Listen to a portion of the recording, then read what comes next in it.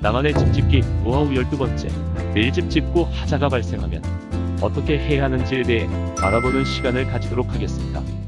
매일 집을 완성했는데 하자보수 문제가 발생하였다면 도대체 어떻게 해야 할까요? 노후화된 단독주택을 철거하고 여러 문제를 극복하며 집을 지어 어렵게 준공이 난 후 가장 크게 맞닥뜨리는 고민이 바로 하자보수 책임입니다. 두 가지 사례를 봅시다. 첫 번째, 종합건설 면허가 없는 일반 건축업자에게 단독주택의 신축을 의뢰했다가 준공 13개월 만에 건물에 누수 현상이 발생하였습니다. 시공사에게 하자보수를 요구했으나 이에 응하지 않았습니다. 단독주택의 하자담보 책임 기간은 민법 제670조, 671조 수급인의 담보 책임 규정에 의해 목적물 인도 후 1년간만 담보 책임을 부담하게 되어 있어서 법상 하자담보 책임을 시공사에게 주장할 수 없는 상황에 직면하게 되었습니다. 두 번째, 다세대 빌라를 신축 준공 후 몇 개월이 되지 않아 여기저기에서 하자가 발생하였습니다. 입주민들은 분양 계약상의 매도인인 건축주에게 하자보수를 요구했고, 이에 건축주는 법적으로 하자담보 책임은 시공사에게 있으니 시공사에게 연락하라고 했습니다. 하지만 시공사는 준공 시 하자의 행보증금을 공탁했기 때문에 서울보증보험에 보험금을 요청하라고 합니다. 다시 서울보증보험에 연락해 상황을 설명을 해도 이해되지 않는 각종의 서류만 우선 준비해오라고 합니다. 이러한 일들을 예방하기 위해서는 도급계약서를 작성할 때부터 신축 건물 인도 이후에 담보 책임 기간을 계약서에 명확히 규정해야 합니다. 즉, 일반 규정인 민법 제670조, 671조와 달리 목적물 인도 후 1년보다 장기간의 하자담보 책임 기간을 명문화해야 하며 준공 후 하자보수와 하자의 행보증증권의 교부를 잔금과 동시이행으로 약정해야 합니다. 물론 잔금을 지불하기 전 사용장 검사를 통해 하자보수 공사를 마친 후 하자의 행보증증권과 동시이행으로 잔금을 지불하기로 계약서를 쓰는 것을 추천드립니다.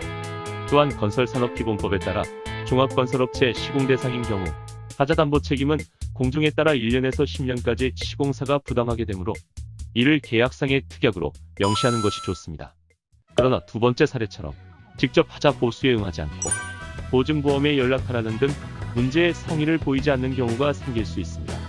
이 경우 수분양자들은 복잡한 보증보험 청구 절차를 밟을 수밖에 없습니다.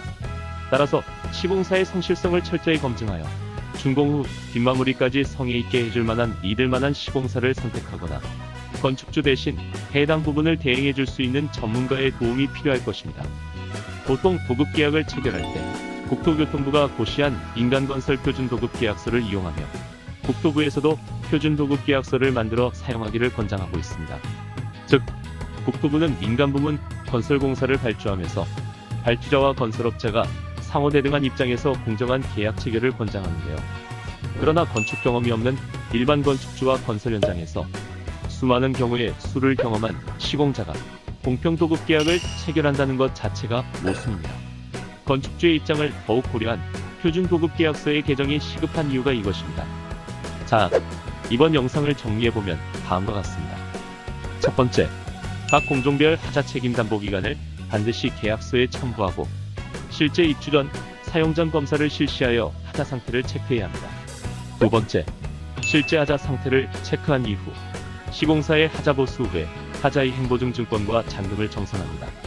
세 번째, 정당한 하자 보수 요청에도 불구하고 시공사가 응하지 않을 경우 건설공제조합이나 서울보증증권 등을 통해서 보험금을 청구하여야 하나, 이럴 경우 많은 서류들과 시간이 필요합니다.